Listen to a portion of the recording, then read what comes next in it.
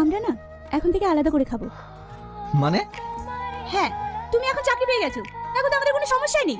তাই ভাবছি এখন থেকেই আমরা নিজের সংসারটা গুছিয়ে নেব। কখনোই ওদের কাছ থেকে আলাদা হতে পারবো না। আর তাছাড়া ওদের একটা বয়স হয়েছে, আমি যদি ওদেরকে এখন আলাদা করে দিই তাহলে ওরা খাবে কি? ওই বুড়ো বুড়ি কি খাবে? তা দেখে আমার লাভ নেই। প্রিয়া! তুমি আমার গায়ে হাত তুললে? হ্যাঁ তুললাম। তোমার এত বড় সাহস, তুমি আমার সামনে আমার বাবা মাকে বুড়াবুড়ি বলো? তুমি একটা কথা কান খুলে শুনে রাখো, আমি আমার বাবা মাকে রেখে কখনো আলাদা হবো না। প্রিয়া, প্রিয়া! মা, মা তুমি এসেছো? হ্যাঁ চল, তোকে আর এখানে থাকতে হবে না। এ আপনি কি বলছেন? দেখো, আমি আমার মেয়ের বিয়ে দিয়েছি সংসার করার জন্য, রোজ রোজ ধরে মারার জন্য না।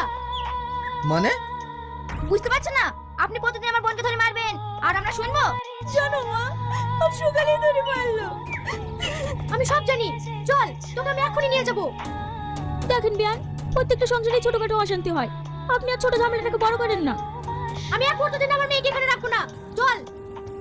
দেখেন বিয়ান, আমি আপনার হাত ধরছি, আপনি এইভাবে আপনার মেয়েকে নিয়ে যান না।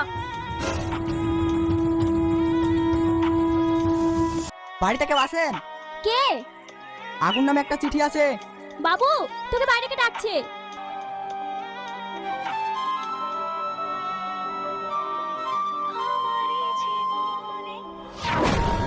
কি হয়েছে বাবু? কিসের চিঠি?